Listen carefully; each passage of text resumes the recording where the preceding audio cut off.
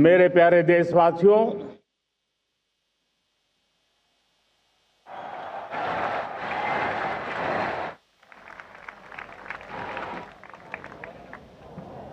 आजादी का ये महापर्व 140 करोड़ संकल्पों का पर्व है। आजादी का ये पर्व सामूहिक सिद्धियों का गौरव का पल है। हर हृदय उमंग से भरा हुआ है। देश एकता की भावना को निरंतर मजबूती दे रहा है। 140 करोड़ देशवासी आज तिरंगे के रंग में रंगे हैं। हर घर तिरंगा, भारत के हर कोने से, चाहे रेगिस्तान हो या हिमालय की चोटियां, समंदर के तट हो या घनी आबादी वाले क्षेत्र, हर तरफ से एक ही गुंज है, एक ही जयकारा है। हमारी प्राण से भी प्यारी मातृभूमि का जयगान है।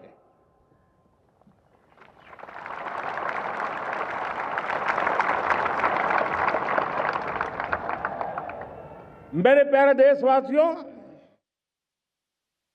सन 47 में अनंत संभावनाओं के साथ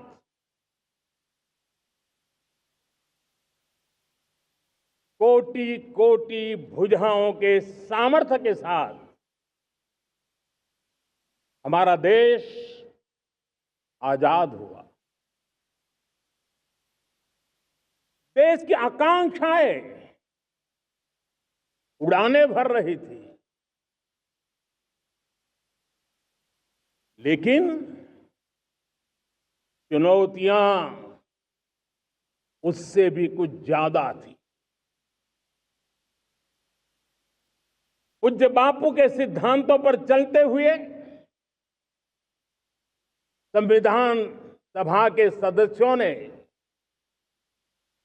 एक बहुत ही महत्वपूर्ण दायित्व निभाया। भारत का संविधान गत 75 वर्ष से एक प्रकाश स्तंभ बन करके हमें मार्ग दिखाता रहा है।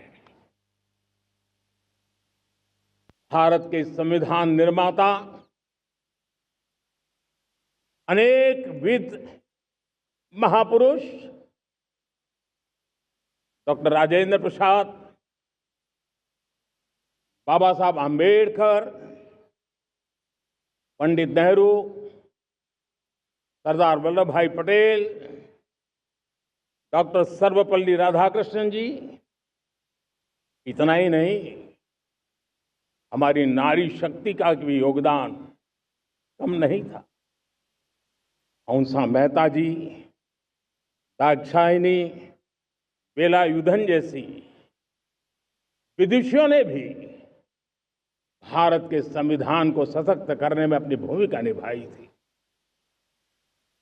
मैं आज लाल किले की प्राचीर से देश का मार्गदर्शन करने वाले, देश को दिशा देने वाला संविधान के निर्माताओं को आदरपूर्वक नमन करता हूं।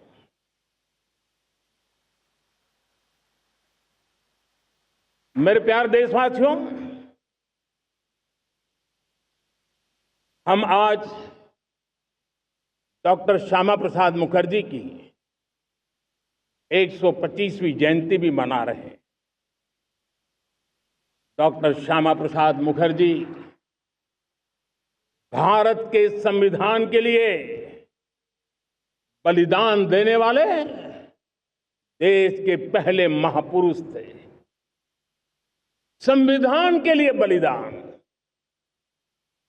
धारा 370 की दीवार गिराकर एक देश एक संविधान के मंत्र को जब हमने साकार किया तो हमने डॉक्टर श्यामा प्रसाद मुखर्जी को सच्ची श्रद्धांजलि दी। लाल किले पर आज कई विशेष महानुभाव उपस्थित हैं। दूर सुदूर गांव के पंचायतों के सदस्य हैं, ड्रोन दीदी के प्रतिनिधि हैं, लखपति दीदी की प्रतिनिधि हैं, खेल जगत से जुड़े लोग हैं, राष्ट्र जीवन में कुछ न कुछ देने वाले यहां महानुभाव उपस्थित हैं। एक प्रकार से यहां मेरी आंखों के सामने मैं लघु भारत के दर्शन कर रहा हूं और टेक्नोलॉजी के माध्यम से विशाल भारत के साथ भी आज लाल किला जुड़ा हुआ है। मैं आजादी के इस महापर्व पर देशवासियों का, विश्व भर में फैलाए हुए भारत प्रेमियों का, हमारे मित्रों का हृदय से बहुत बहुत अभिनंदन करता हूं। साथियों, प्रकृति हम सब की परीक्षा ले रही है। पिछले कुछ दिनों में प्राकृतिक आपदाएं, भूस्खलन, बादलों का फटना, न जाने कितनी कितनी आपदाएं हम झेल रहे हैं। पीड़ितों के साथ हमारी संवेदना है। राज्य सरकारें और केंद्र सरकार मिलकर के बचाव के काम, राहत के काम, पुनर्वसन के काम में पूरी शक्ति से जुटे हुए हैं। साथियों, आज 15 अगस्त का एक विशेष महत्व भी मैं देख रहा। मुझे बहुत गर्व हो रहा है। आज मुझे लाल किले की प्राचीर से ऑपरेशन सिंदूर के वीर जाबाजों को सैल्यूट करने का अवसर मिला है।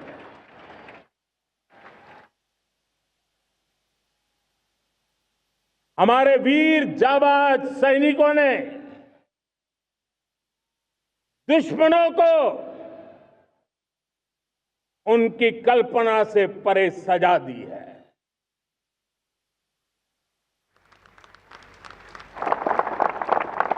22 अप्रैल को पहलगाम में सीमा पार से आतंकियों ने आकर के जिस प्रकार का कत्ले आम किया, धर्म पूछ करके लोगों को मारा गया। पत्नी के सामने पति को गोलियां दी, बच्चों के सामने अपने पिता को मौत के घाट उतार दिया गया। पूरा हिंदुस्तान आक्रोश से भरा हुआ था। पूरा विश्व भी इस प्रकार से संहार से चौंक गया था। मेरे प्यारे देशवासियों, ऑपरेशन सिंदूर उसी आक्रोश की अभिव्यक्ति है।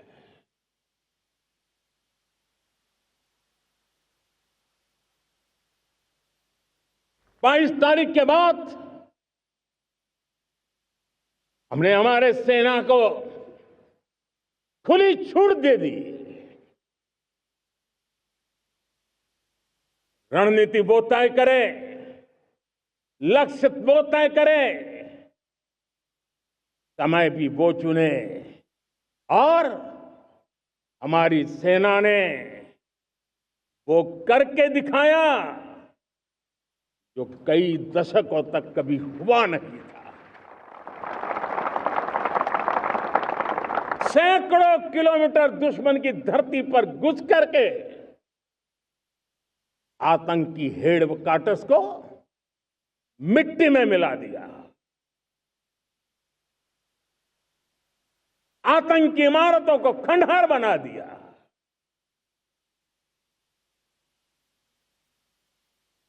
पाकिस्तान की नींद अभी भी उड़ी हुई है।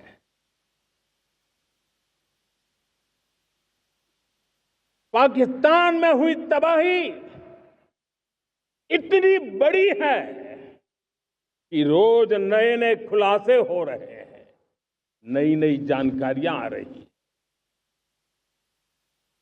मेरे प्यारे देशवासियों,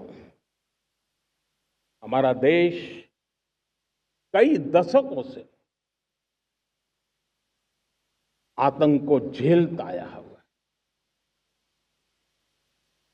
देश के सीने को छलनी कर दिया गया है। अब हमने एक न्यू नॉर्मल प्रस्थापित किया। आतंक को और आतंकी को पालने पोसने वालों को, आतंकियों को ताकत देने वालों को अब हम अलग अलग नहीं मानेंगे।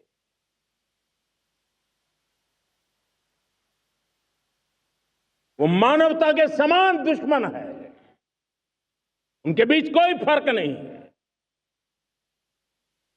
अब भारत ने तय कर लिया है कि न्यूक्लियर की धमकियों को अब हम सहने वाले नहीं हैं। न्यूक्लियर ब्लैकमेल लंबे अरसे से चलाया, अब वो ब्लैकमेल नहीं सहा जाएगा।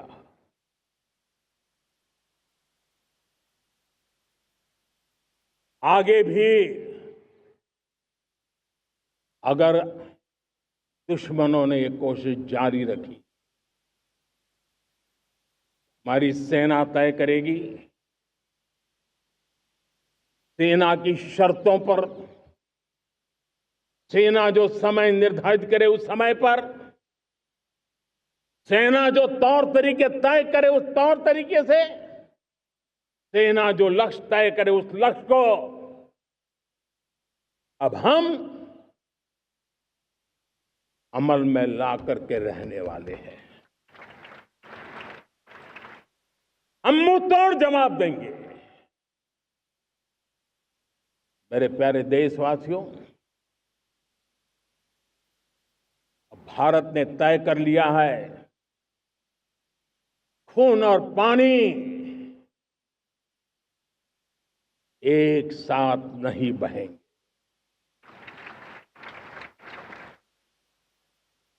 अब देशवासियों को भली भांति पता चला है कि सिंधु का समझौता कितना अन्यायपूर्ण है, कितना एक तरफा है।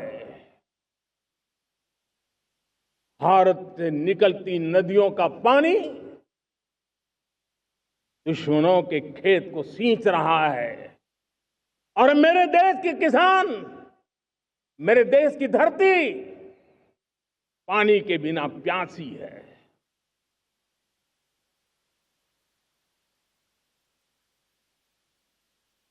ये ऐसा समझौता था जिसने पिछले 7 दशक से मेरे देश के किसानों का अकल्पनीय नुकसान किया है।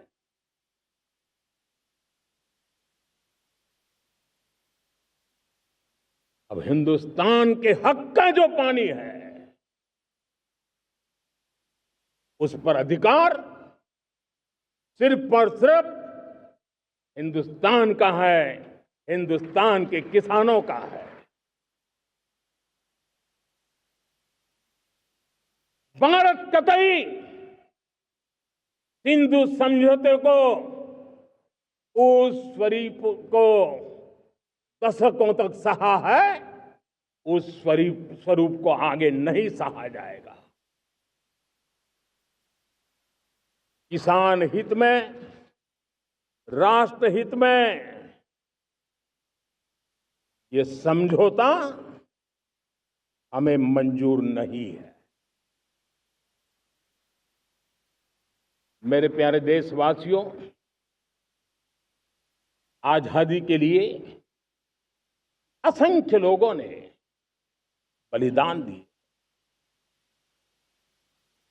अपनी जवानी खपा दी, जेलों में जिंदगी गुजारी है, फांसी के तख्त पर लटके हैं, कुछ लेने पाने बनने के लिए नहीं, मां भारती के स्वाभिमान के लिए, कोटि कोटि जनों की आजादी के लिए, गुलामी की जंजीरों को तोड़ने के लिए। और मन में एक ही भाव था, स्वाभिमान। साथियों, गुलामी ने हमें निर्धन बना दिया,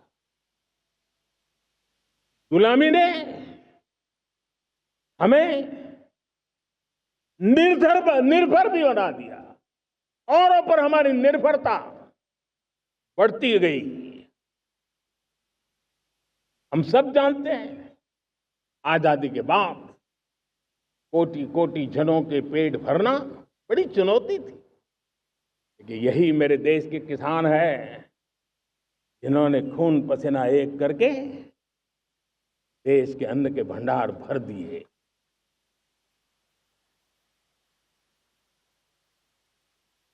अनाज के संबंध में देश को आत्मनिर्भर बना दिया। एक राष्ट्र के लिए आत्मसम्मान की सबसे बड़ी कसौटी आज भी उसकी आत्मनिर्भरता है। और मेरे प्यारे देशवासियों, विकसित भारत का आधार भी है आत्मनिर्भर भारत।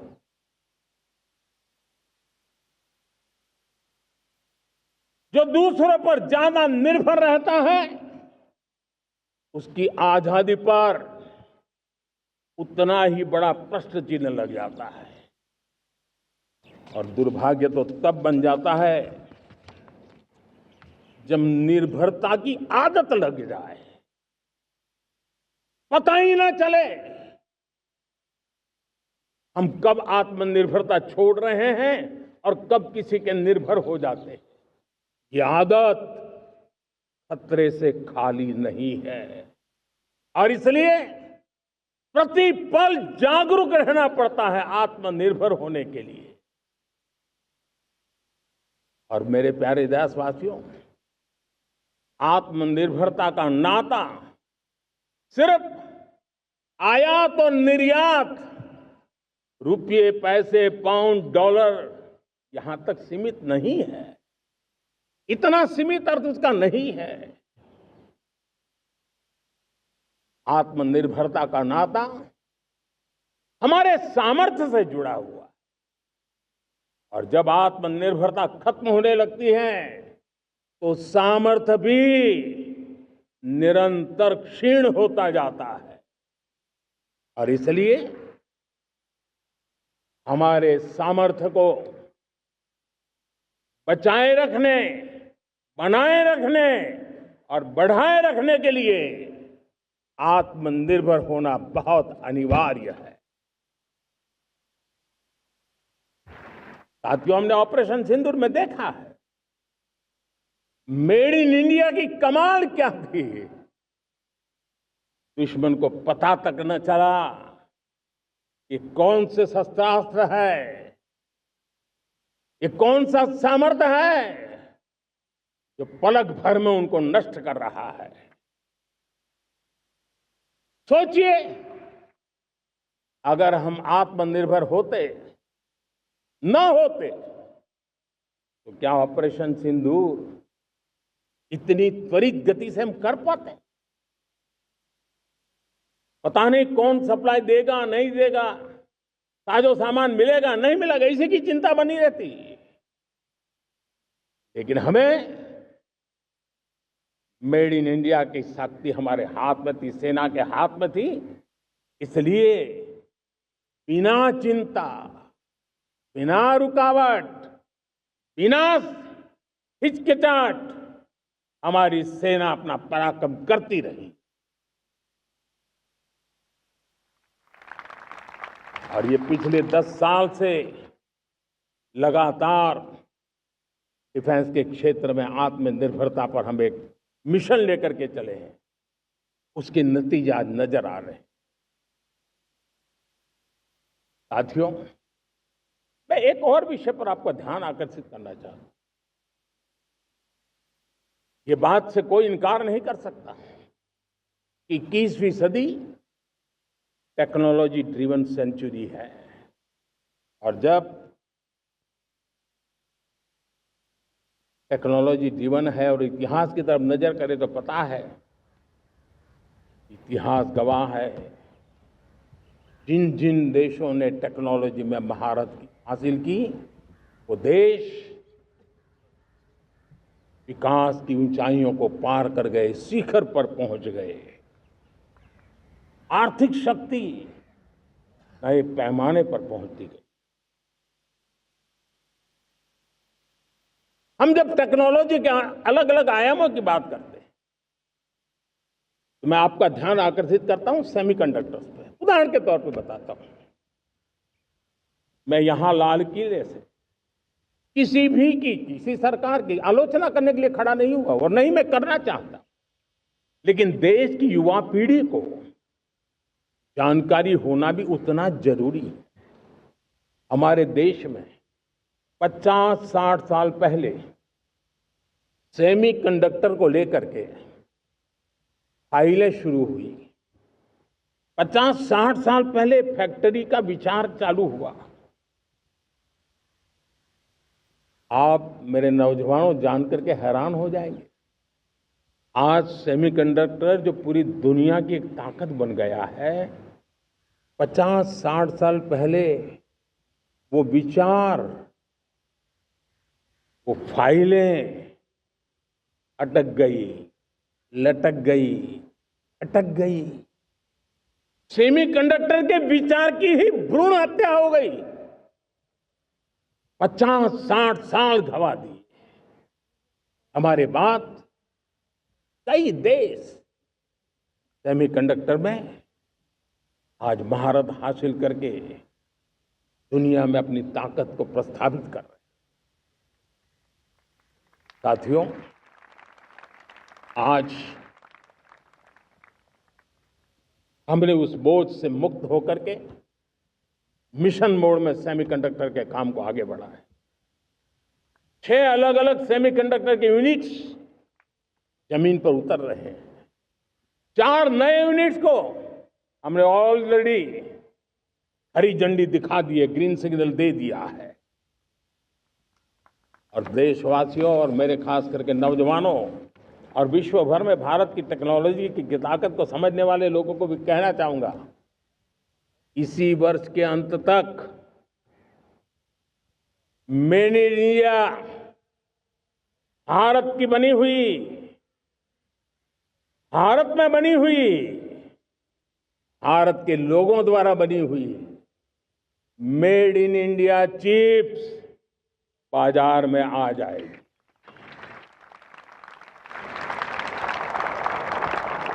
मैं दूसरा उदाहरण देना चाहता हूं।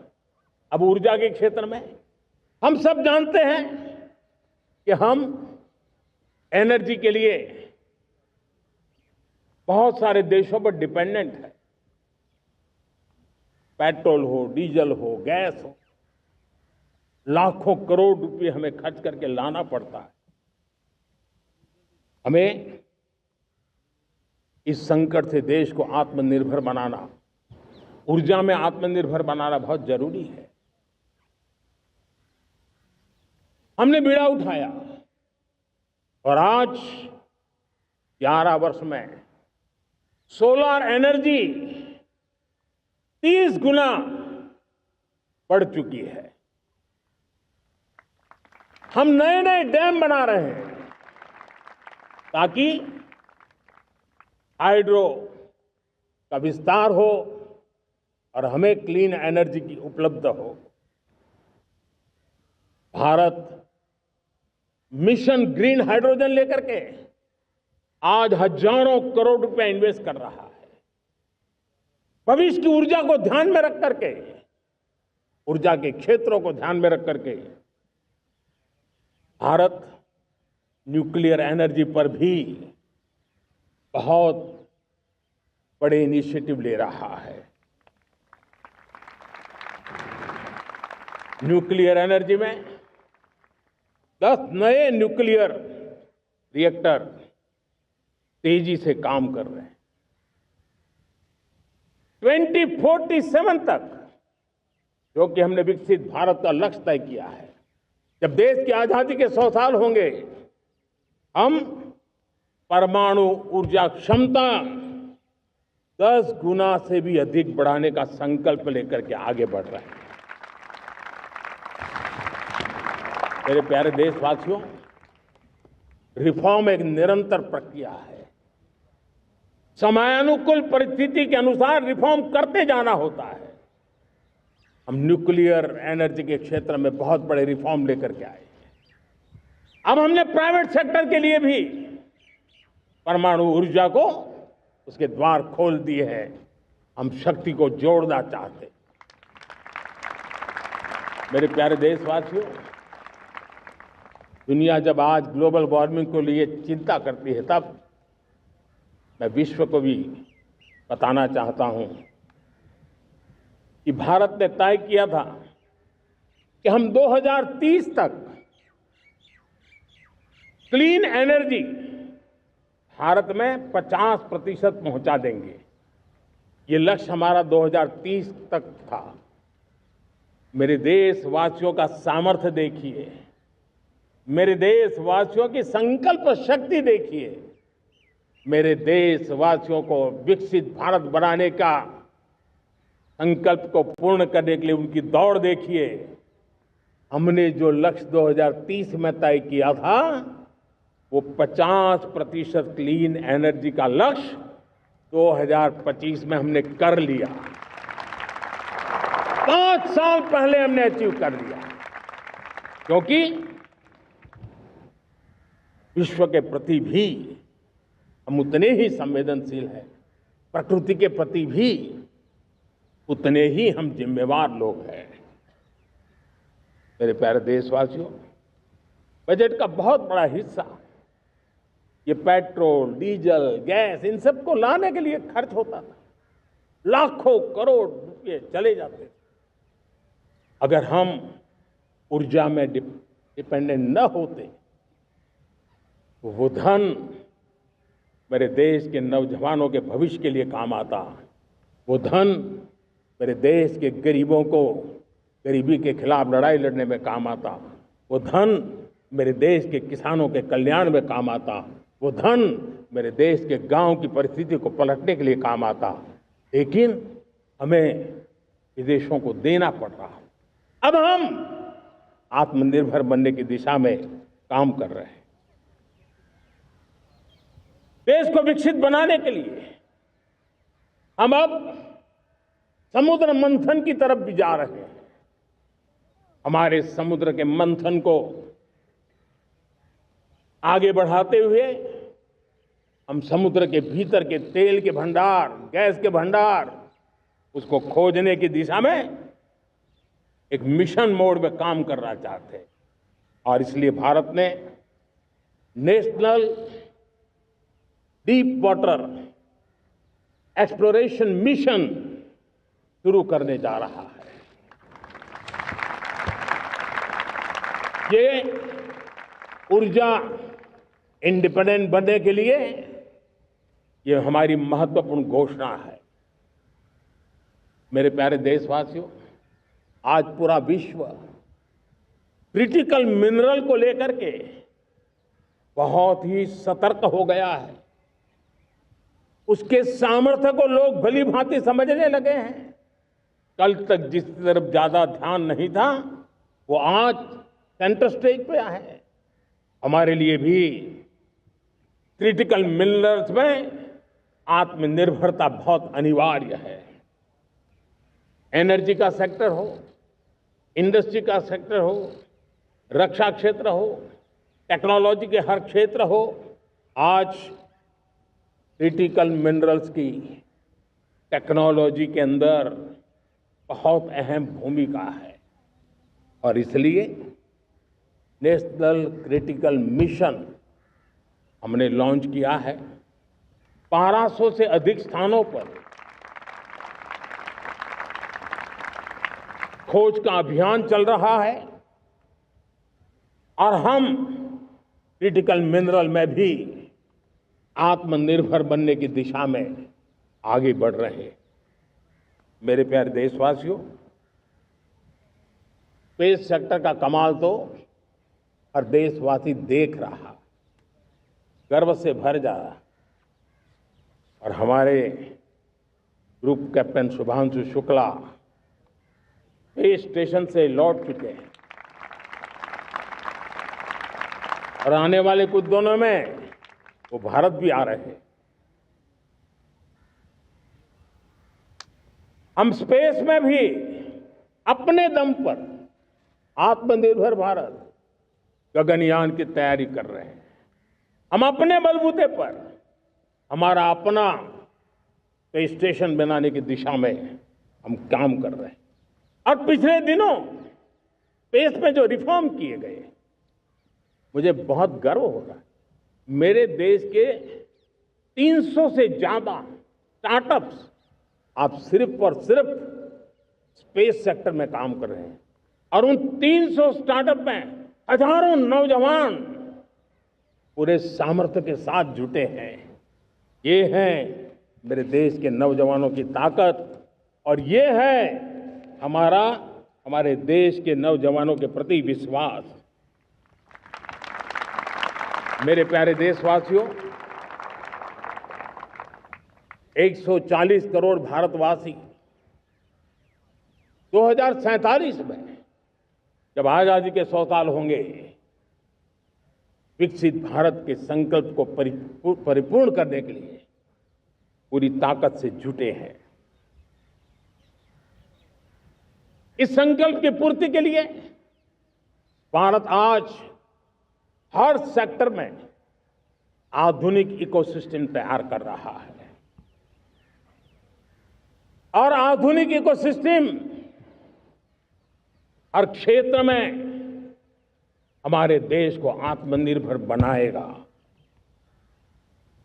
आज मेरा लाल किले की प्राचीर से मेरे देश के युवा वैज्ञानिकों को, मेरे टैलेंटेड यूथ को, मेरे इंजीनियर्स को और प्रोफेशनल्स को और सरकार के हर विभागों को भी मेरा आह्वान है, क्या हमारा अपना made in India fighter jets के लिए जेट इंजन हमारा होना चाहिए कि नहीं होना चाहिए?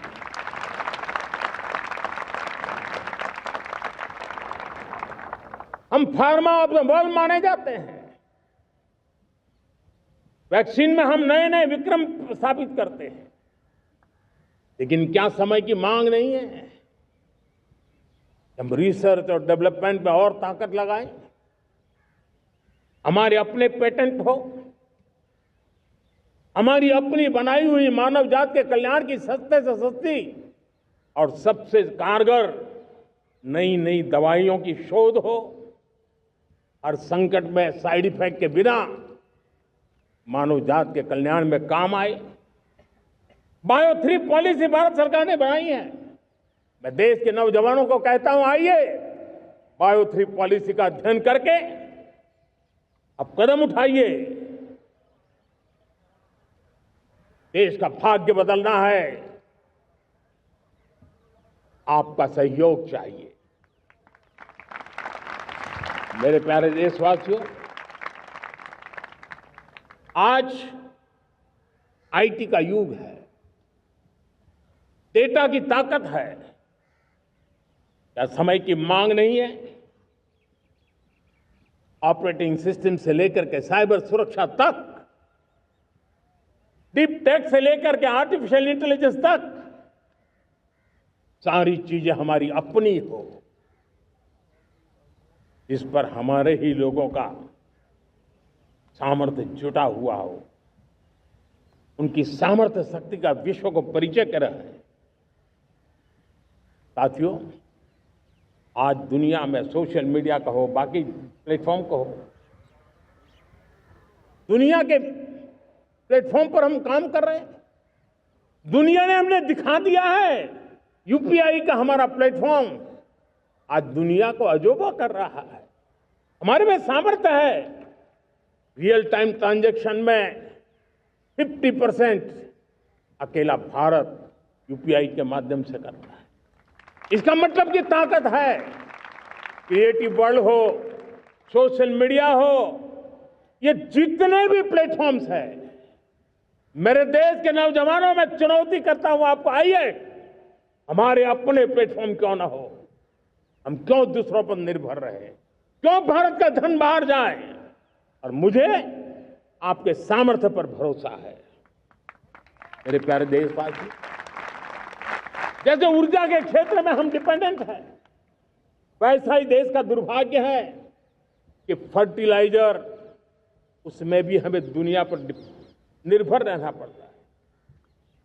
मेरे देश के किसान भी फर्टिलाइजर का सही उपयोग कर करके धरती माता की सेवा कर सकते हैं।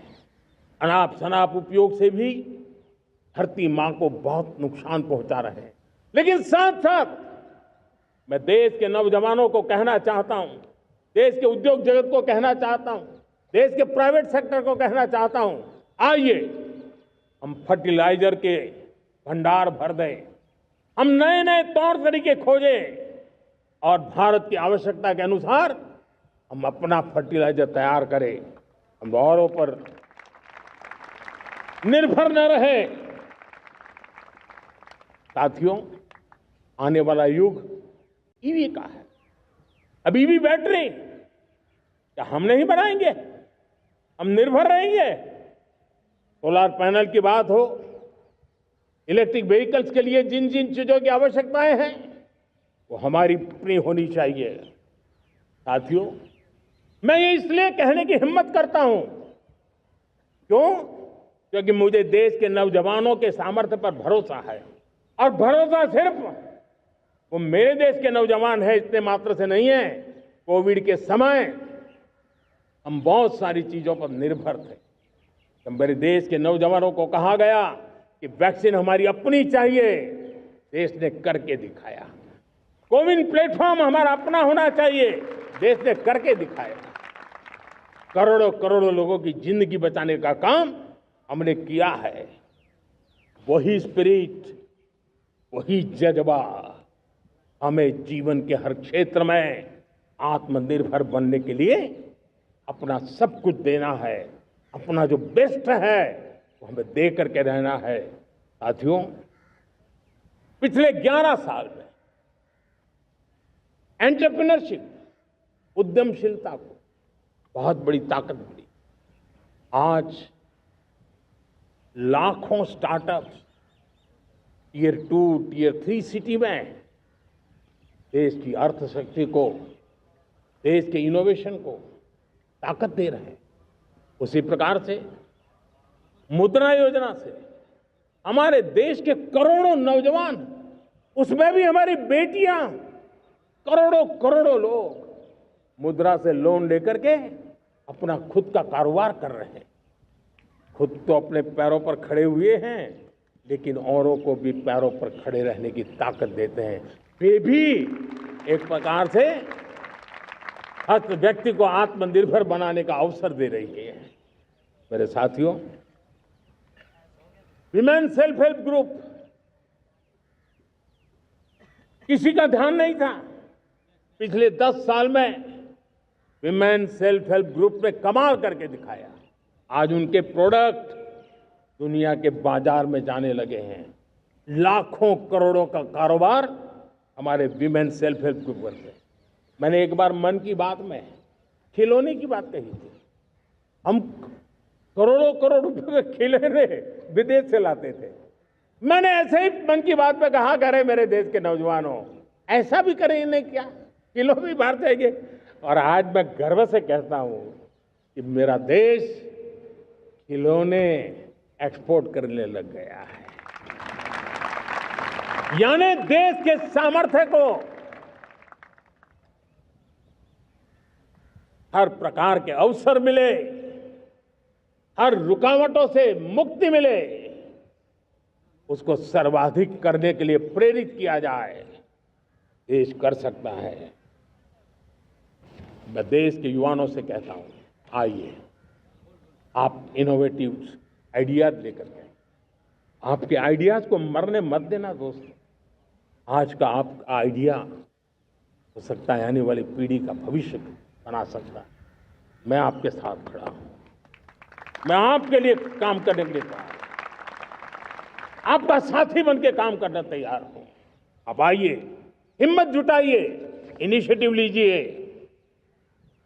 जो युवा मैन्युफैक्चरिंग के बारे में सोचते हैं, आइए आगे बढ़िए। सरकार के नियमों में बदलाव करना है, मुझे बताइए। अब देश रुकना नहीं चाहता है।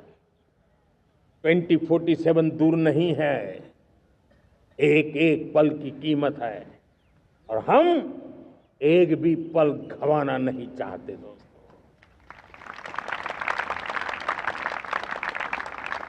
साथियों, ये आगे बढ़ने का अवसर है, बड़े सपने देखने का अवसर है, संकल्प के लिए समर्पित होने का अवसर है।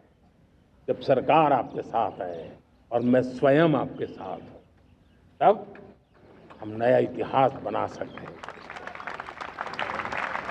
साथियों, आज नेशनल मैन्युफैक्चरिंग मिशन पर बहुत तेजी से काम हो रहा है।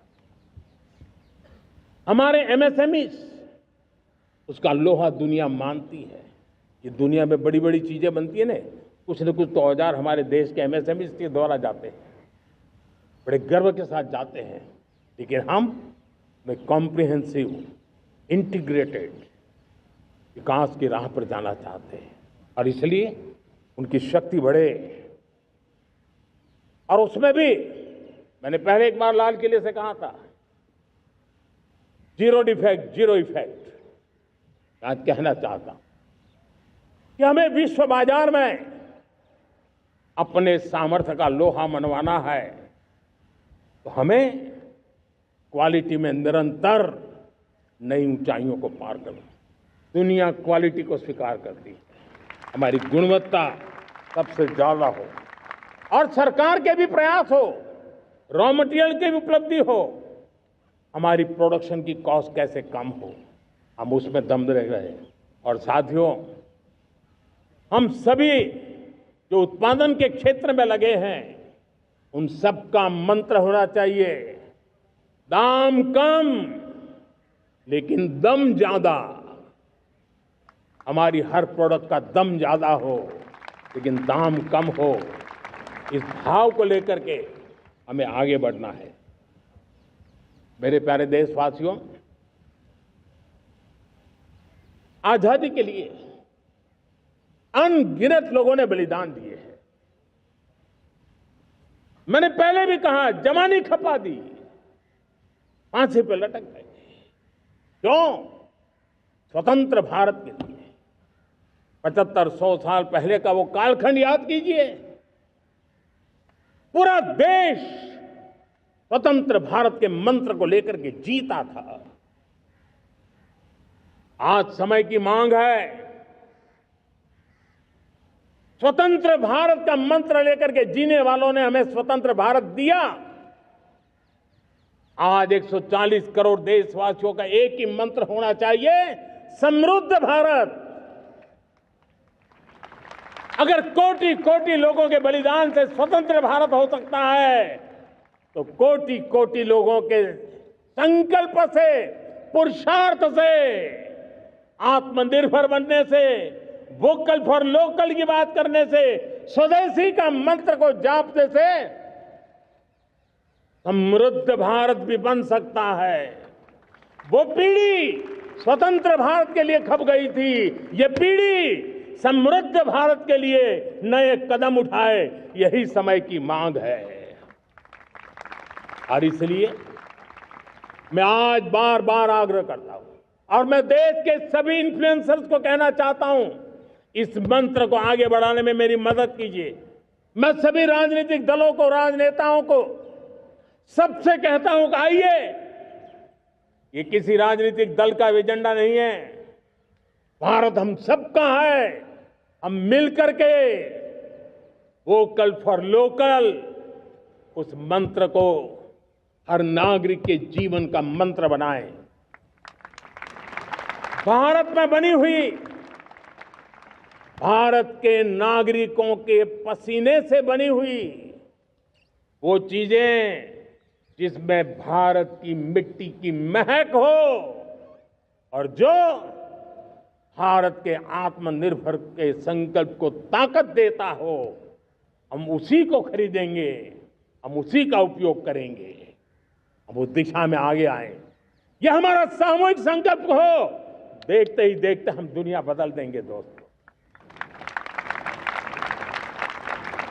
मैं आज हर छोटे मोटे व्यापारी को, दुकानदार से आग्रह करना चाहता हूं, आपकी भी जिम्मेवारी है।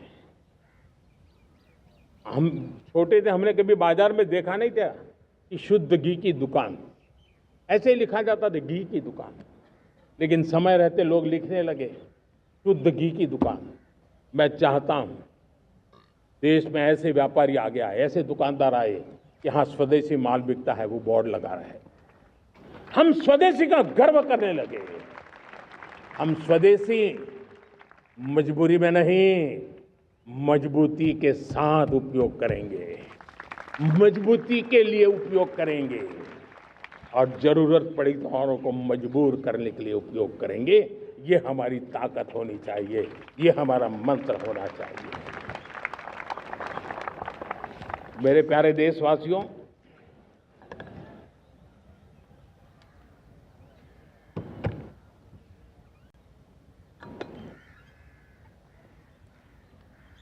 मुझे बहुत लंबे समय से सरकार में काम करने का अवसर मिला है। मैंने कई सारे उतार चढ़ाव देखे हैं, सरकारों की मुसीबतों से भी मैं परिचित हूं, व्यवस्थाओं की मर्यादाओं से भी परिचित हूं, लेकिन उसके बावजूद भी हमारी जिम्मेवारी है कि हम किसी की लकीर को छोटी करने में अपनी ताकत बर्बाद न करें। मैं बड़े अनुभव से कहता हूं, किसी दूसरे की लकीर छोटी करने के लिए अपनी ऊर्जा हमें नहीं खपानी है। हमें पूरी ऊर्जा के साथ हमारी लकीर को लंबा करना है।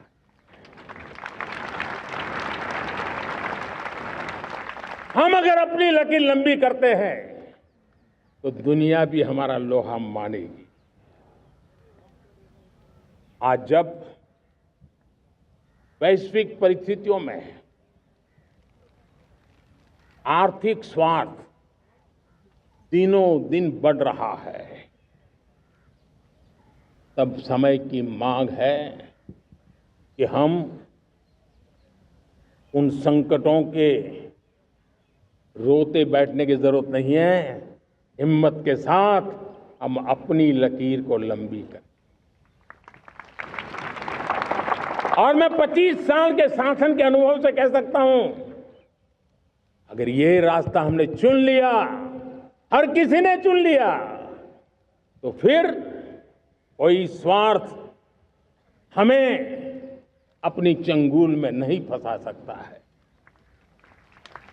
मेरे प्यारे देशवासियों, बीता दशक रिफॉर्म, परफॉर्म, ट्रांसफॉर्म कर रहा है, लेकिन अब हमें और नई ताकत से जुड़ना है। पिछले दिनों हमने कई रिफॉर्म्स किए, एफडीआई हो, इंश्योरेंस कंपनी की बात हो, विश्व की यूनिवर्सिटीज को भारत के अंदर स्थान देने की बात हो, कई रिफॉर्म्स किए हैं। 40,000 से ज्यादा अनावश्यक कंप्लायंसेस को हमने खत्म किया है। इतना ही नहीं, 1500 से अधिक पुराने कानून जो बाबा आदम के जमाने के थे, उन सबको हमने खत्म कर दिया है। हमने दर्जनों कानूनों को सरल करने के लिए संसद में जाकर के जनता के हितों को सर्वोपरि रख करके बदलाव किए हैं। इस बार भी हो हल्ला के बीच लोगों तक बात पहुंची नहीं होगी, लेकिन एक बहुत बड़ा रिफॉर्म इनकम टैक्स एक्ट में हुआ है। करीब 280 से ज्यादा धाराएं हमने समाप्त करने का निर्णय किया है। और साथियों, सिर्फ आर्थिक मोर्चे पर ही रिफॉर्म नहीं, हमने नागरिक के जीवन को भी आसान बनाने के लिए रिफॉर्म किए। इनकम टैक्स रिफंड की बात हो, रिफॉर्म का परिणाम है। फेसलेस असेसमेंट की बात हो, रिफॉर्म का परिणाम है। 12 लाख तक आज इनकम टैक्स से मुक्ति दे देना, देश का जो भविष्य बनाने में उत्सुक है ऐसा मेरा मध्यम वर्ग का परिवार आज खुला नहीं समा रहा है। कभी किसी ने सोचा नहीं था कि 12 लाख रुपए तक का इनकम टैक्स पर जीरो कर दिया जाएगा। आज कर लिया है। जब देश का सामर्थ्य बढ़ता है तो देशवासियों को लाभ मिलता है। अंग्रेजों के जमाने से दंड संहिता में हम दबे पड़े थे, दंड का भय दिखा करके जीवन चल रहा था। 75 साल आजादी के ऐसे ही गए।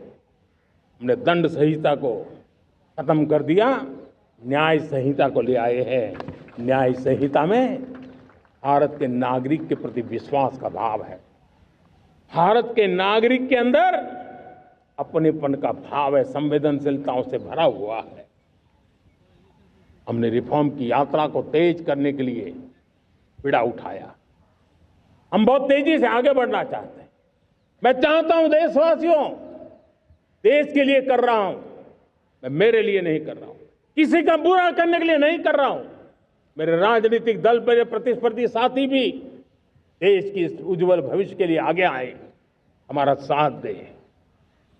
स्ट्रक्चरल रिफॉर्म्स की बात हो, रेगुलेटरी रिफॉर्म्स की बात हो, पॉलिसी रिफॉर्म की चर्चा हो, प्रोसेस रिफॉर्म की चर्चा हो, प्रोसीड्यूरल रिफॉर्म्स करने की जरूरत हो, हर प्रकार के रिफॉर्म्स ये आज हमने मकसद बना करके चले हैं।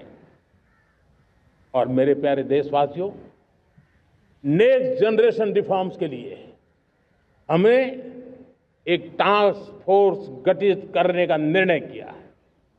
ये टास्क फोर्स समय सीमा में इस काम को पूरा करे। वर्तमान नियम, कानून, नीतियां, रीतियां 21वीं सदी के अनुकूल, वैश्विक वातावरण में अनुकूल और भारत को 2047 में विकसित राष्ट्र बनाने के संदर्भ में नए सिरे से तैयार हो और उसका समय सीमा में अपना कार्य पूरा करने के लिए इस टास्क फोर्स की रचना की है। साथियों, ये रिफॉर्म के कारण जो नए लोग अपना भविष्य बनाने चाहते हैं उनको तो हिम्मत मिलेगी। हमारे स्टार्टअप्स हो, हमारे लघु उद्योग हो, हमारे गृह उद्योग हो, उन लोग उद्यमियों को उनकी कंप्लायंस कॉस्ट बहुत कम हो जाएगी और उसके कारण उनको एक नई ताकत मिलेगी। जो एक्सपोर्ट की दुनिया में उनको लॉजिस्टिक सपोर्ट के कारण, व्यवस्थाओं में बदलाव के कारण उनको एक बहुत बड़ी ताकत मिलेगी। साथियों, ऐसे ऐसे कानून है हमारे देश में, छोटी छोटी चीजों के लिए जेल में डालने के कानून है। आप हैरान हो जाएंगे, किसी ने नजर नहीं दौड़ाई। मैं पीछे लगा हूं, ये मेरे देश के नागरिकों को जेल में बंद करने वाले जो अनावश्यक कानून है वो खत्म होने चाहिए। हम संसद में पहले भी बिल लाए थे, इस बार भी लेके आए हैं। साथियों, इस दिवाली में आपकी डबल दिवाली का काम मैं करने वाला हूं। इस दिवाली में आपको एक बहुत बड़ा तोहफा देशवासियों को मिलने वाला है। पिछले 8 साल से हमने जीएसटी का बहुत बड़ा रिफॉर्म किया। पूरे देश में टैक्स के बर्डन को कम किया, टैक्स की व्यवस्थाओं को सरल किया और 8 साल के बाद समय की मांग है कि हम एक बार उसको रिव्यू करें। हमने एक हाई पावर कमेटी को बिठा करके रिव्यू शुरू किया, राज्यों से भी विचार विमर्श किया और मेरे प्यारे देशवासियों, हम नेक्स्ट जनरेशन जीएसटी रिफॉर्म्स लेकर के आ रहे हैं। ये दिवाली के अंदर आपके लिए तोहफा बन जाएंगे। सामान्य मानवीय की जरूरतों के टैक्स भारी मात्रा में कम कर दिए जाएंगे। बहुत बड़ी सुविधा बढ़ेगी। हमारे एमएसएमई, हमारे लघु उद्यमी, इनको बहुत बड़ा लाभ मिलेगा। रोजमर्रा की चीजें बहुत सस्ती हो जाएगी और उससे इकोनॉमी को भी एक नया बल मिलने वाला है। मेरे प्यारे देशवासियों, आज देश तीसरी बड़ी इकोनॉमी बनने के लिए समय है, तेज गति से आगे बढ़ रहा है। हम दरवाजे खटखटा रहे हैं और बहुत तेजी से हम उसको अचीव भी कर लेंगे। और कोई तो दिन होगा मैं आपके बीच आकर के लाल किले की प्राचीर से ये खबर भी सुनाऊंगा।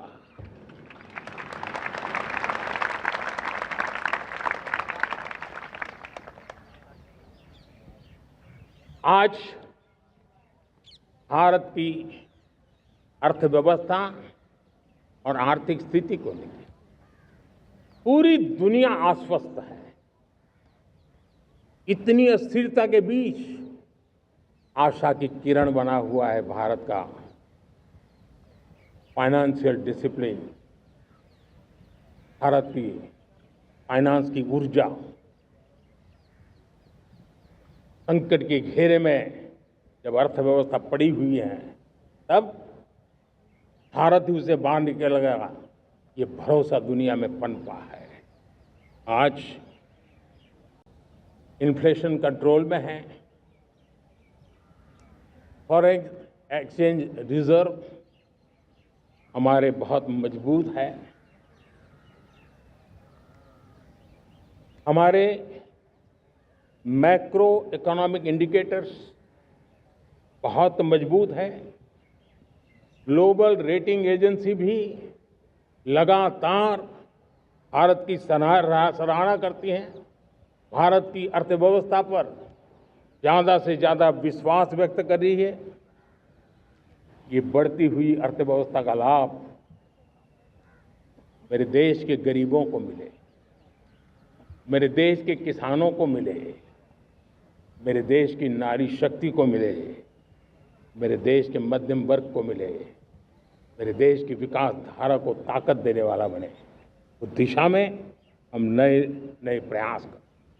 आज युवाओं के लिए नए नए सेक्टर्स में हमारे नौजवानों के लिए अवसर बन रहे हैं। स्किल डेवलपमेंट, स्वरोजगार, बड़ी बड़ी कंपनियों में इंटर्नशिप, इस पर एक बहुत बड़े स्तर पर अभियान चल रहा है। और इसलिए देश के नौजवानों, आज मैं आपके लिए भी एक खुश खबर लेकर के आया। मेरे देश के नौजवानों के लिए आया। आज 15 अगस्त है। आज 15 अगस्त के ही दिन मेरे देश के युवाओं के लिए 1 लाख करोड़ रुपए की योजना हम चालू कर रहे हैं, लागू कर रहे हैं। आज से प्रधानमंत्री विकसित भारत रोजगार योजना आज ही 15 अगस्त को लागू हो रही है। ये आपके लिए बहुत खुशखबरी है। इस योजना के तहत निजी क्षेत्र में पहली नौकरी पाने वाले नौजवान को, बेटे बेटी को 15,000 रुपया सरकार की तरफ से दिए जाएंगे।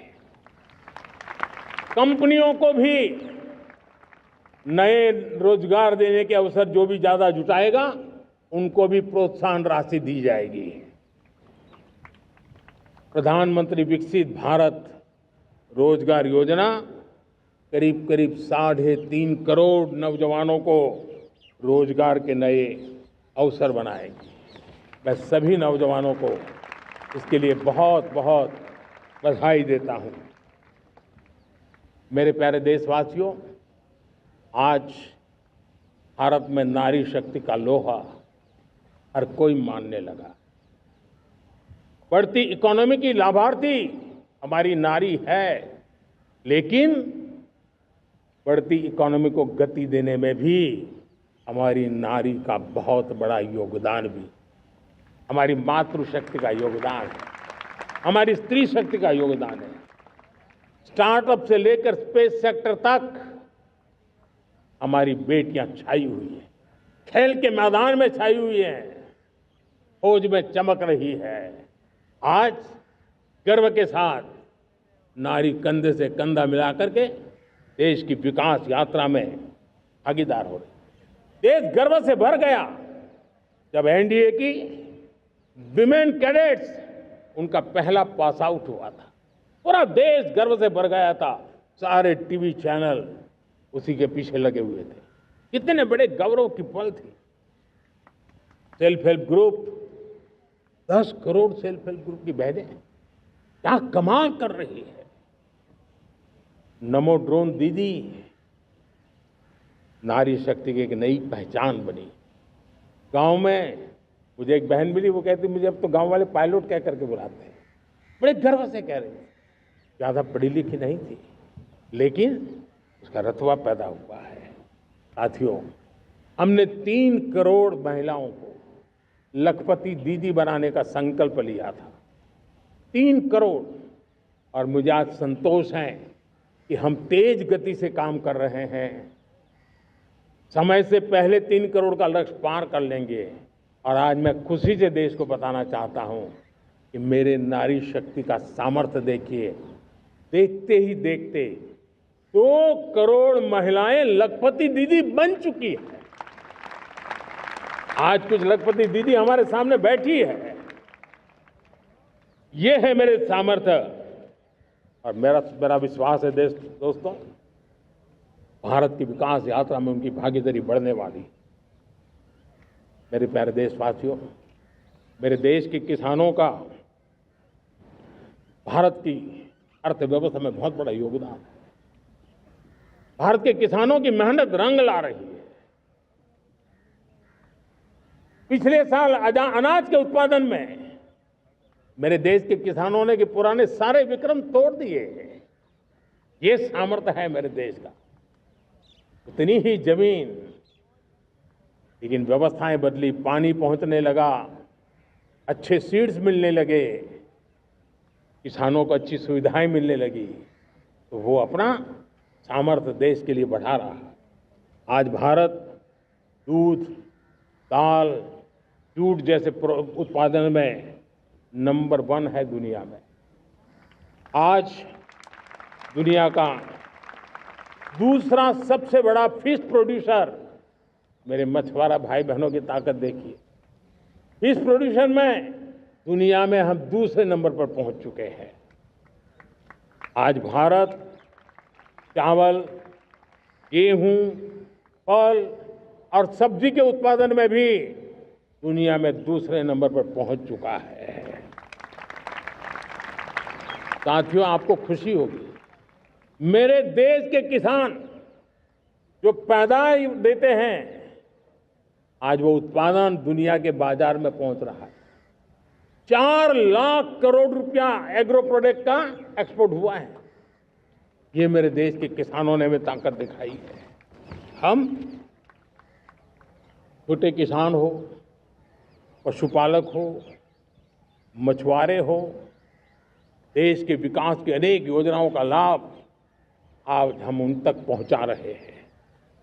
पीएम किसान सम्मान निधि हो, रेन वाटर हार्वेस्टिंग हो, सिंचाई की योजनाएं हो, क्वालिटी सीड्स हो, फर्टिलाइजर की आवश्यकता हो, हर क्षेत्र में आज और किसान को एक भरोसा हो गया है फसल बीमा का। वो साहसिक बना रहा, उसका परिणाम भी देश को मिल रहा है। जो पहले कल्पना की बात थी आज हकीकत बन गई है।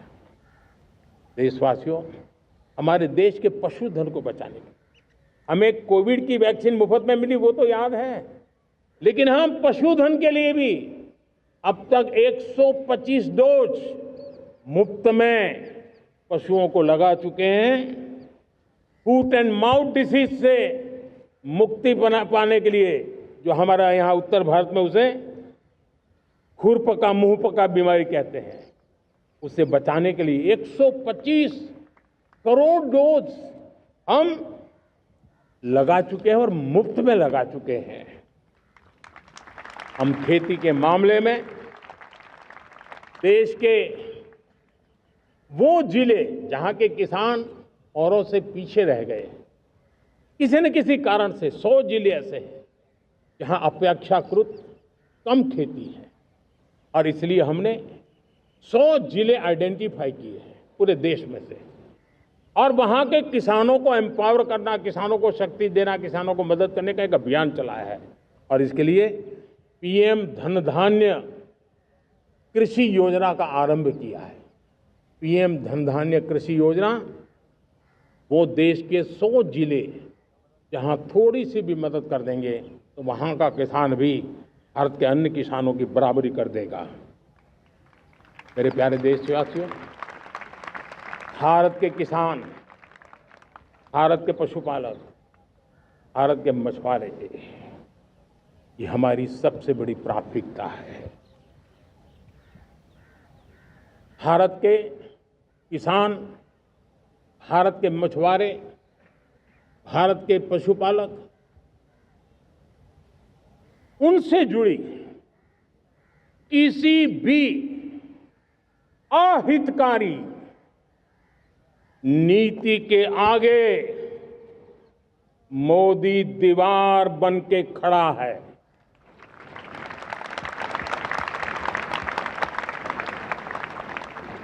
भारत अपने किसानों, अपने पशुपालकों, अपने मछुआरों के संबंध में कभी भी कोई समझौता नहीं स्वीकार करेगा।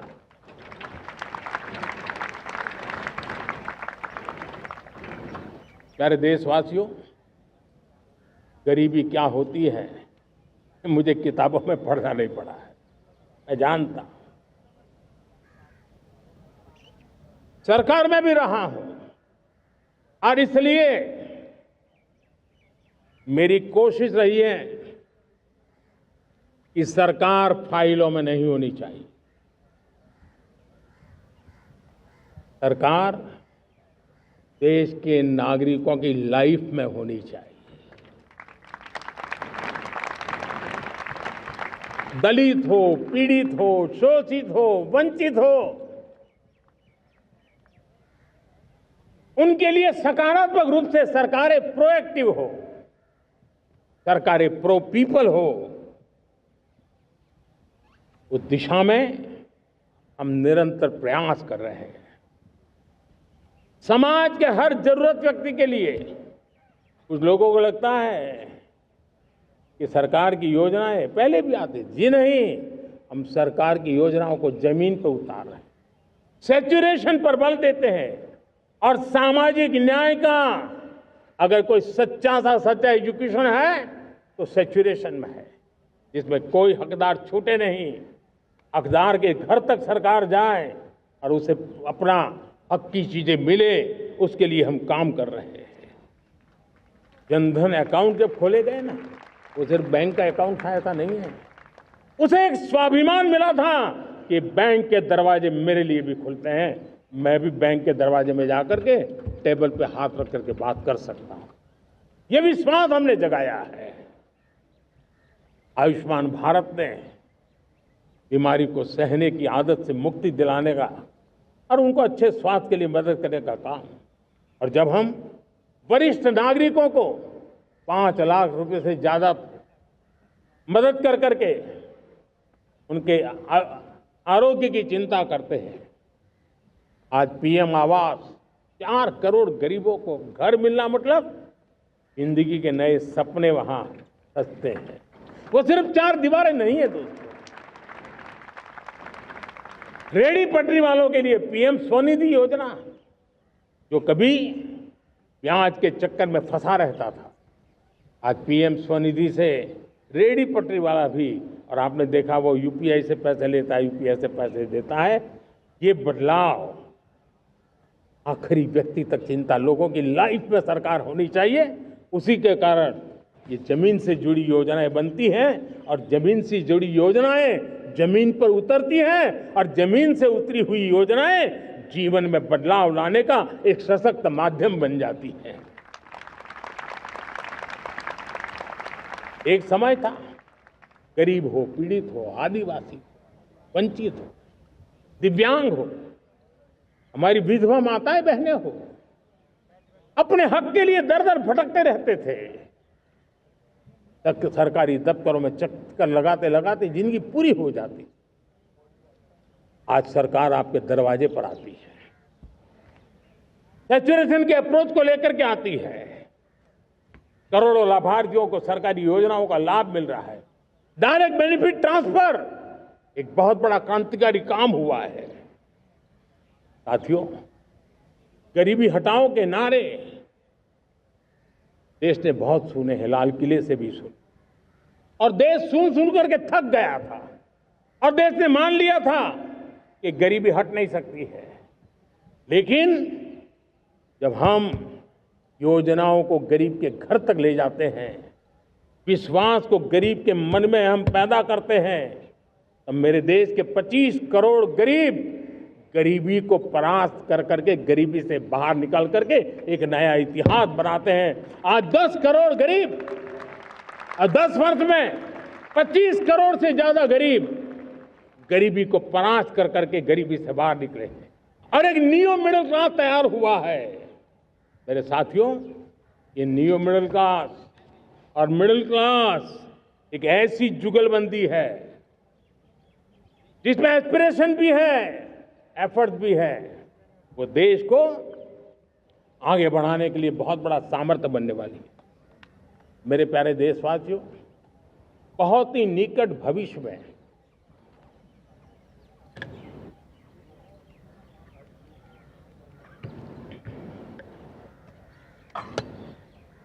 मेरे प्यारे देशवासियों, बहुत ही निकट भविष्य में महान समाज सुधारक महात्मा ज्योतिबा फुले जी की 200वीं जयंती आ रही है।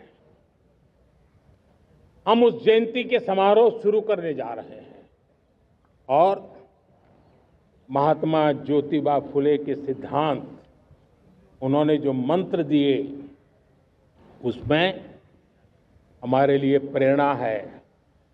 पिछड़े को प्राथमिकता, पिछड़े को प्राथमिकता देते हुए हम परिवर्तन की ऊंचाइयों को प्राप्त करना चाहते हैं। हम इसके लिए परिश्रम की पराकाष्ठा करना चाहते हैं। हम पारदर्शी नीतियों के द्वारा पिछड़ों को प्राथमिकता, ये हम धरती पर उतारना चाहते हैं, हर पिछड़े के जीवन में उतारना चाहते हैं। साथियों, रेहड़ी पटरी वालों के लिए स्वनिधि योजना हो या हमारे हुनर वाले, हाथ से काम करने वाले विश्वकर्मा योजना की बात हो, आदिवासी में भी जो पिछड़े रह गए हैं उनके लिए पीएम जनधन की योजना की बात हो, हमारे पूर्वी भारत को विकास में पूरे देश के अंदर बराबरी में लाना और उनको नेतृत्व देने की दिशा में काम हो। हम सिर्फ समाज पिछड़े हो उनकी चिंता तक अटकने वाले नहीं है। जो क्षेत्र पिछड़े हैं उनको भी हम प्राथमिकता देना चाहते हैं। जो जिले पिछड़े रहे हैं हम उनको प्राथमिकता देना चाहते हैं। जो ब्लॉक पिछड़े रहे हैं उनको प्राथमिकता देना चाहते हैं। हमने 100 एस्पिरेशनल डिस्ट्रिक्ट, 500 एस्पिरेशनल ब्लॉक, उसी मिशन में काम किया है। हमने पूर्वी भारत के विकास के लिए हजारों करोड़ रुपए के इंफ्रास्ट्रक्चर के प्रोजेक्ट को बल दिया है। हमने पूर्वी भारत के जीवन को बदल करके देश की विकास यात्रा में भागीदार बनने का। मेरे प्यारे देशवासियों, जीवन हर क्षेत्र में विकास होना चाहिए। विकास के लिए खेल का भी महत्व होता है।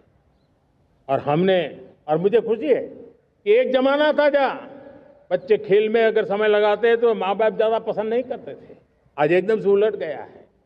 अगर बच्चे खेलकूद में आगे आते हैं, रुचि लेते हैं, तो माँ बाप गर्व से भर जाते हैं। मैं इसे एक शुभ संकेत मानता हूं। मेरे देश के परिवार के अंदर खेल को प्रोत्साहन का वातावरण मैं देखता हूं, मेरा मन गर्व से भर जाता है। मैं इसे देश के भविष्य के लिए बहुत शुभ संकेत मानता हूं। और साथियों, इस खेल को बढ़ावा देने के लिए हमने नेशनल स्पोर्ट्स पॉलिसी कई दशकों के बाद हम देश में खेलो भारत नीति को लेकर के आए हैं, ताकि एक खेल जगत का सर्वांगीण विकास का प्रयास हो।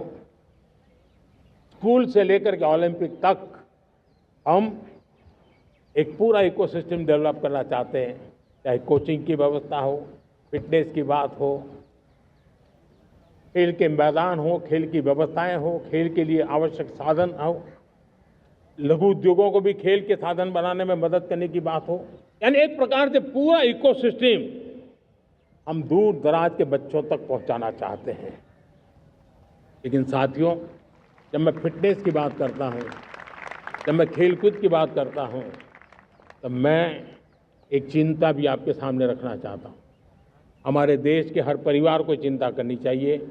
मोटापा हमारे देश के लिए बहुत बड़ा संकट बनता जा रहा है। आने वाले वर्षों में लोग, जो पंडित लोग हैं वो कहते हैं, जो जानकार लोग कहते हैं, हर तीसरे व्यक्ति में एक व्यक्ति मोटापे का शिकार होगा। हमें मोटापे से बचना है, ओबेसिटी से बचना है। और इसलिए मैंने बाकी सब करना पड़ेगा, लेकिन एक छोटा सा सुझाव दिया था कि परिवार तय करे कि जब खाने का तेल घर में आएगा 10% कम ही आएगा और 10% कम ही उपयोग करेंगे, और हम ओबेसिटी के खिलाफ लड़ाई को जीतने की दिशा में हम अपना योगदान देंगे।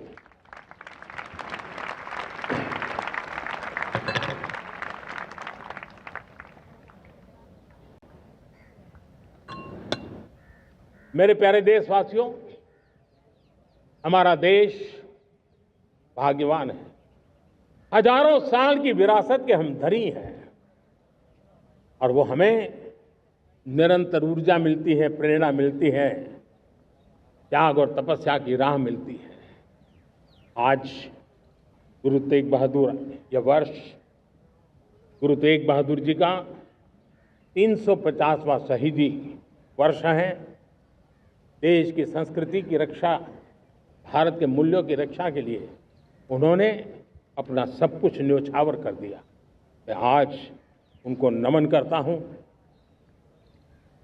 साथियों, हमारी संस्कृति की ताकत हमारी विविधता है। हम विविधता को सेलिब्रेट करना चाहते हैं। हम विविधता को सेलिब्रेट करने की आदत बनाना चाहते हैं। यह हमारा गौरव है। यह हमारा भारत माँ का यह बगीचा कितने विविध प्रकार के फूलों से सजा हुआ है, कितनी विविधताएं हैं। ये विविधता हमारे लिए एक बहुत बड़ा, हमारी विरासत है, बहुत बड़ा गौरव है। हमने प्रयागराज के महाकुंभ में देखा भारत की विविधता को कैसे जिया जाता है। एक स्थान पर करोड़ों लोग, एक ही भाव, एक ही प्राण, एक ही प्रयास, दुनिया के लिए बहुत बड़ा अजूबा है। महाकुंभ की वो सफलता भारत की एकता की, भारत के सामर्थ्य की दुहाई देती है। साथियों, हमारा देश भाषाओं की विविधता से बहुत ही भरा हुआ है, पुलकित है। और इसीलिए हमने मराठी, असमिया, बांग्ला, पाली, प्राकृत को क्लासिकल लैंग्वेज का दर्जा दिया है। और मेरा मत है हमारी भाषाएं जितनी विकसित होगी, हमारी सभी भाषाएं जितनी समृद्ध होगी, हमारे नॉलेज के सिस्टम को भी उतना ही बल मिलने वाला है। और हमारी वो ताकत है, आज जब डेटा का जमाना है ना, तो ये ताकत दुनिया के लिए भी बड़ी ताकत बन सकती है। इतना सामर्थ्य हमारी लैंग्वेज में। हमें हमारी सभी भाषाओं पर गर्व होना चाहिए। हमारी सभी भाषाओं के विकास के लिए हर किसी ने बनते हुए प्रयास करना चाहिए।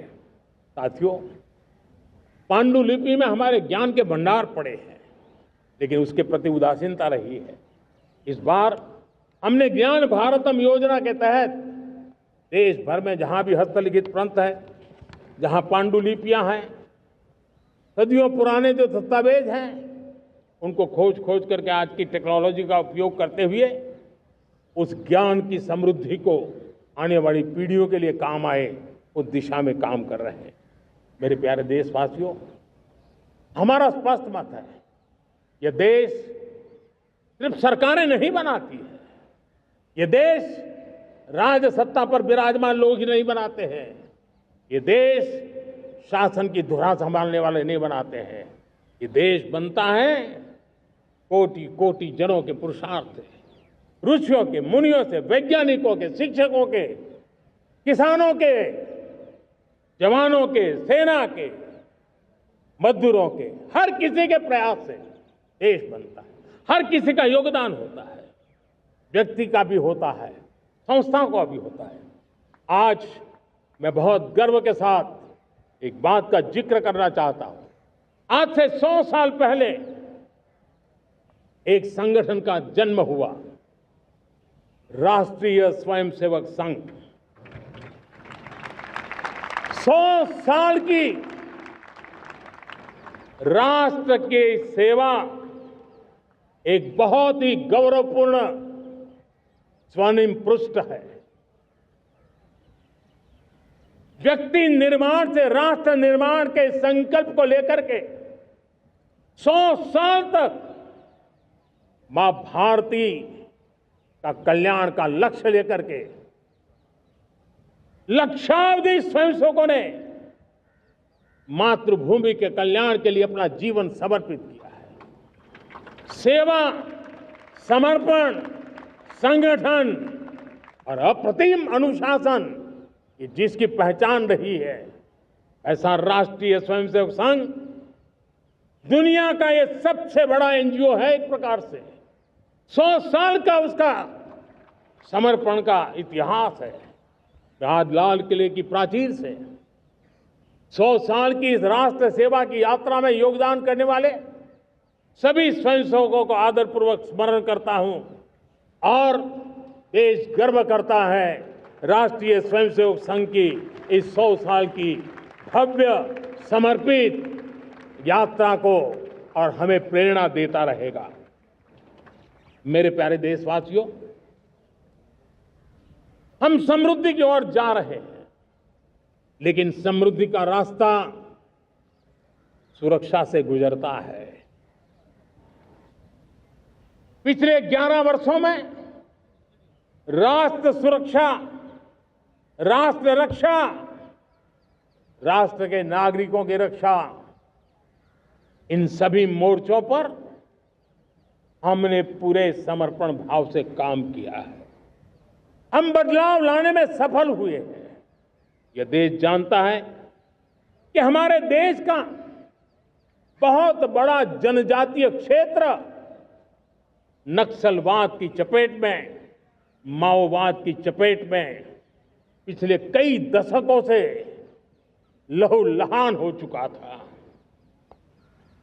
सबसे ज्यादा नुकसान मेरे आदिवासी परिवारों को हुआ। आदिवासी माताओं बहनों ने अपने सपने के होनहार बच्चों को खो दिया। नौजवान बेटे गलत रास्ते पर खींच लिए गए, भटकाए गए, उनकी जीवन को तबाह कर दिया गया। हमने फौलादी हाथ से काम लिया। एक समय था, कभी 125 से ज्यादा जिलों में नक्सलवाद अपनी जड़ें जमा चुका था। माओवाद की चंगुल में हमारे जनजातीय क्षेत्र, हमारे जनजातीय नौजवान फंसे हुए थे और आज 125 जिलों में से कम होते होते हम 20 पर ले आए हैं। उन जनजातीय समाज की सबसे बड़ी हमने सेवा की है। और आप देखिए, एक जमाना था जब बस्तर को याद करते ही माओवाद, नक्सलवाद, बम बंदूक की आवाज सुनाई देती थी। उसी बस्तर में माओवाद नक्सल से मुक्त होने के बाद जब बस्तर के नौजवान ओलंपिक करते हैं, हजारों नौजवान भारत माता की जय बोल करके खेल के मैदान में उतरते हैं, पूरा वातावरण उत्साह से भर जाता है। ये बदलाव देश देख रहा है। जो क्षेत्र कभी रेड कॉरिडोर के रूप में जाने जाते थे, वो आज विकास के ग्रीन कॉरिडोर बन रहे हैं। साथियों, हमारे लिए गर्व की बात है, भारत के नक्शे में जिन क्षेत्रों को लहूलुहान कर दिया गया था, लाल रंग से रंग दिया गया था, हमने वहां संविधान, कानून और विकास का तिरंगा फहरा दिया है। मेरे प्यारे देशवासियों, ये भगवान बिरसा मुंडा की 150वीं जयंती का अवसर है। तब इन जनजातीय क्षेत्रों को नक्सल से मुक्त कर करके, मेरे जनजातीय परिवार के नौजवानों की जिंदगी बचा करके हमने भगवान बिरसा मुंडा को एक सच्ची श्रद्धांजलि दी है।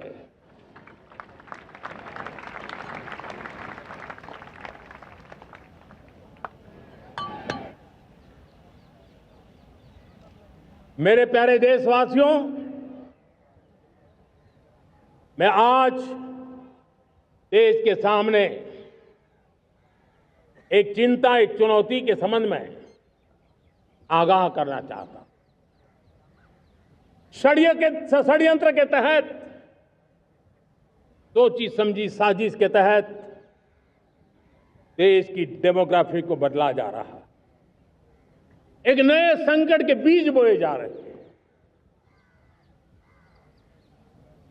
और ये घुसपैठिए मेरे देश के नौजवानों की रोजी रोटी छीन रहे हैं। एक घुसपैठिए मेरे देश की बहन बेटियों को निशाना बना रहे हैं। ये बर्दाश्त नहीं होगा। ये घुसपैठिए भोले भाले आदिवासियों को भ्रमित करके उनकी जमीनों पर कब्जा कर रहे हैं। ये देश सहन नहीं करेगा। और इसलिए मेरे प्यारे देशवासियों, जब डेमोग्राफी परिवर्तन होता है, सीमावर्ती क्षेत्रों में डेमोग्राफी में परिवर्तन होता है, तब राष्ट्रीय सुरक्षा के लिए संकट पैदा होता है। देश की एकता, अखंडता और प्रगति के लिए ये संकट पैदा, सामाजिक तनाव के बीज बो देता है। और कोई देश अपना देश घुसपैठियों के हवाले नहीं कर सकता है। दुनिया का कोई देश नहीं कर सकता है, तो हम भारत को कैसे कर सकते हैं? हमारे पूर्वजों ने त्याग और बलिदान से आजादी पाई है, हमें स्वतंत्र भारत दिया है। उन महापुरुषों के प्रति हमारा कर्तव्य है कि हम हमारे देश में ऐसी हरकतों को स्वीकार न करें। उनकी सच्ची श्रद्धांजलि होगी। और इसलिए मैं आज लाल किले की प्राचीर से कहना चाहता हूं, हमने एक हाई पावर्ड डेमोग्राफी मिशन शुरू करने का निर्णय किया है। ये मिशन, इस मिशन के द्वारा ये जो भीषण संकट नजर आ रहा है, भारत पे मंडरा रहा है जो संकट है, उसको निपटाने के लिए तय समय में सुविचारित, सुनिश्चित रूप से अपने कार्य को करेगा। उस दिशा में हम आगे बढ़ रहे हैं। मेरे प्यारे देशवासियों, कल जन्माष्टमी का पावन पर्व है। भगवान श्री कृष्ण का जन्मोत्सव देश में मनाया जाता है। साथियों, जब मुझे भगवान श्री कृष्ण याद आते हैं तो हम देख रहे हैं कि पूरे विश्व में आज युद्ध के तौर तरीके बदल रहे हैं। हमने देखा है कि भारत युद्ध के हर नए तौर तरीकों को निपटने में समृद्ध है। हमने ऑपरेशन सिंदूर में दिखा दिया है, टेक्नोलॉजी में जो भी महारत थी। पाकिस्तान ने हमारे सैन्य ठिकानों पर, हमारे एयरबेस पर, हमारे संवेदनशील स्थानों पर, हमारे आस्था के केंद्रों पर, हमारे नागरिकों पर मिसाइल्स, ड्रोन अनगिनत मात्रा में उन्होंने वार किया।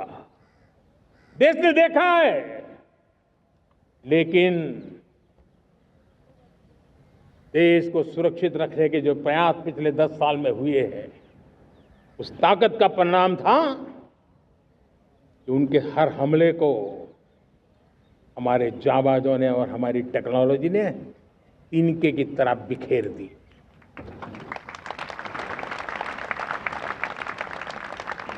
रत्ती भर नुकसान नहीं कर पाए। और इसलिए जब युद्ध के मैदान में टेक्नोलॉजी का विस्तार हो रहा है, टेक्नोलॉजी हावी हो रही है, तब राष्ट्र की रक्षा के लिए, देश के नागरिकों की सुरक्षा के लिए हमें भी, हमने जो आज महारत पाई है, वो महारत का और विस्तार करने की जरूरत है। हमने आज जो महारत पाई है, उसको लगातार अपग्रेड करते रहने की आवश्यकता है। और इसलिए साथियों, मैंने एक संकल्प लिया है, मुझे आपके आशीर्वाद चाहिए, कोटि कोटि देशवासियों के आशीर्वाद चाहिए। क्योंकि समृद्धि कितनी ही क्यों न हो, अगर सुरक्षा के प्रति उदासीनता बरतते हैं तो समृद्धि भी किसी काम की नहीं रहती। और इसलिए सुरक्षा का महत्व बहुत बड़ा है। और इसलिए मैं आज लाल किले की प्राचीर से कह रहा हूं, आने वाले 10 साल में 2035 तक राष्ट्र के सभी महत्वपूर्ण स्थलों, जिनमें सामरिक के साथ साथ सिविलियन क्षेत्र भी शामिल है, जैसे अस्पताल हो, रेलवे हो, जो भी आस्था के केंद्र हो, उन्हें टेक्नोलॉजी के नए प्लेटफॉर्म द्वारा पूरी तरह सुरक्षा का कवच दिया जाएगा। ये सुरक्षा का कवच लगातार विस्तार होता जाए, देश का हर नागरिक सुरक्षित महसूस करे। किसी भी प्रकार की टेक्नोलॉजी हम पर वार करने आ जाए, हमारी टेक्नोलॉजी उससे बेहतर सिद्ध हो। और इसलिए आने वाले 10 साल 2035 तक मैं ये राष्ट्रीय सुरक्षा कवच का विस्तार करना चाहता हूं, मजबूती देना चाहता हूं, आधुनिक बनाना चाहता हूं। और इसलिए भगवान श्री कृष्ण से प्रेरणा पाकर के हमने श्री कृष्ण का जो सुदर्शन चक्र था, उस सुदर्शन चक्र की राह को चुना है। आप में से बहुत लोगों को याद होगा,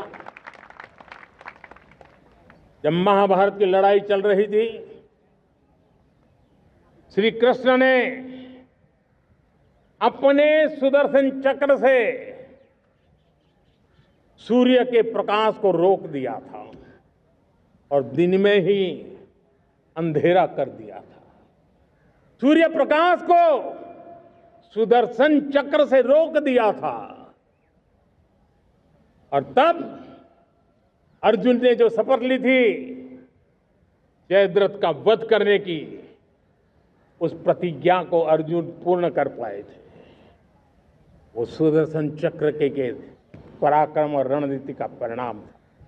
अब देश सुदर्शन चक्र मिशन लॉन्च करेगा।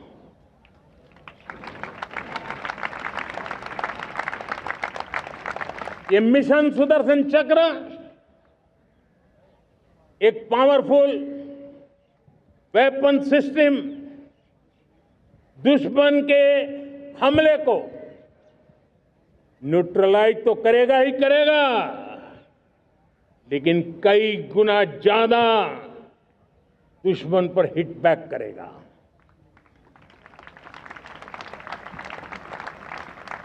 हमने भारत के इस मिशन सुदर्शन चक्र के लिए कुछ मूलभूत बातें भी तय की है।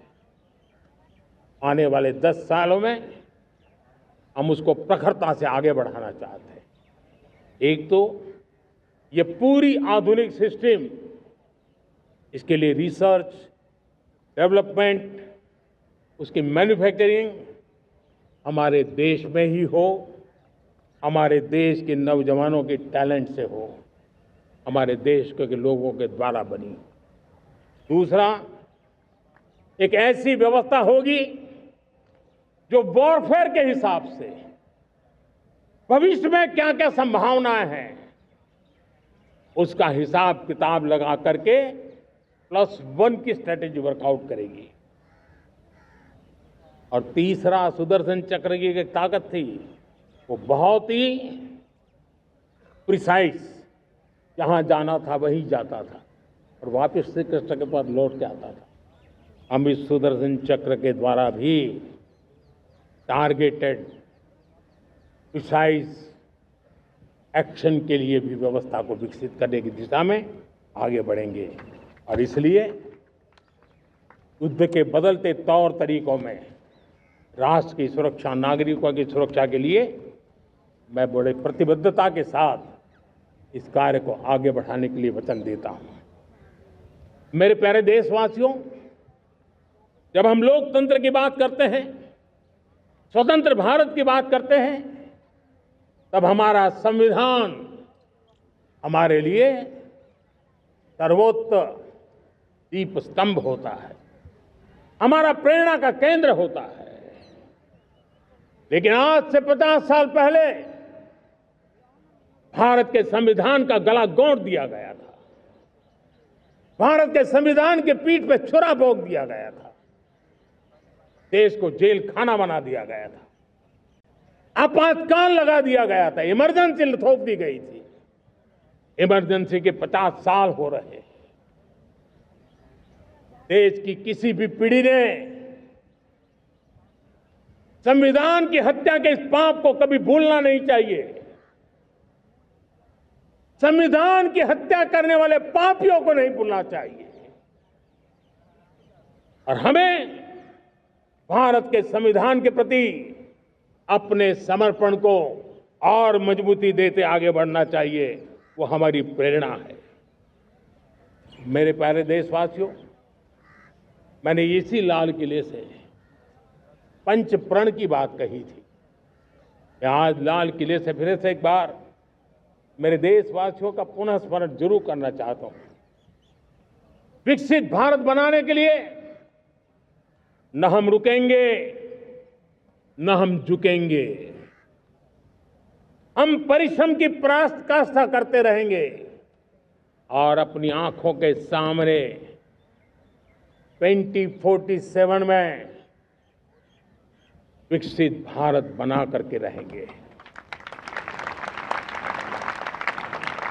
मेरे प्यारे देशवासियों, हमारा दूसरा प्रण है कि हम हमारे जीवन में, हमारी व्यवस्थाओं में, हमारे नियम कानून परंपराओं में गुलामी का एक भी कण अब बचने नहीं देंगे। हम हर प्रकार की गुलामी से मुक्ति पाकर के ही रहेंगे। मेरे प्यारे देशवासियों, हम अपनी विरासत पर गर्व करेंगे। हमारी पहचान का सबसे बड़ा आभूषण, सबसे बड़ा गहना, सबसे बड़ा मुकुटमणि हमारी विरासत है। हम विरासत का गर्व करेंगे। मेरे प्यारे देशवासियों, इन सब के लिए एकता, ये मंत्र सबसे बड़ा शक्तिशाली मंत्र है और इसलिए एकता की डोर को कोई काट न सके, ये हमारा सामूहिक संकल्प होगा। मेरे प्यारे देशवासियों, मां भारती के प्रति कर्तव्य निभाना ये पूजा से कम नहीं है, तपस्या से कम नहीं है, आराधना से कम नहीं है। और उसी भाव से हम सब मातृभूमि के कल्याण के लिए परिश्रम की पराकाष्ठा करते हुए 2047 विकसित भारत के लक्ष्य को पार करने के लिए अपने आप को अपा देंगे, अपने आप को झोंक देंगे। जो भी सामर्थ्य है, कोई भी अवसर को छोड़ेंगे नहीं। इतना ही नहीं, नए अवसरों को निर्माण करेंगे और निर्मित करने के बाद हम 140 करोड़ देशवासियों के सामर्थ्य से आगे बढ़ते ही रहेंगे, बढ़ते ही रहेंगे, बढ़ते ही रहेंगे। मेरे प्यारे देशवासियों, हमें याद रखना है, 140 करोड़ देशवासियों को याद रखना है, परिश्रम में जो तपा है,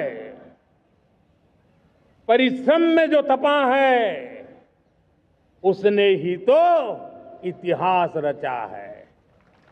परिश्रम में जो तपा है, उसने ही तो इतिहास रचा है।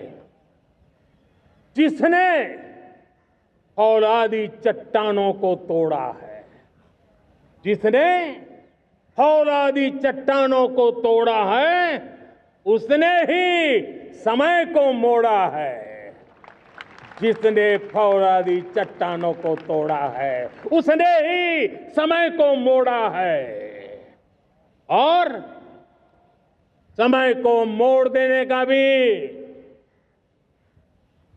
समय को मोड़ देने का भी यही समय है, सही समय है। मेरे प्यारे देशवासियों, एक बार फिर आप सबको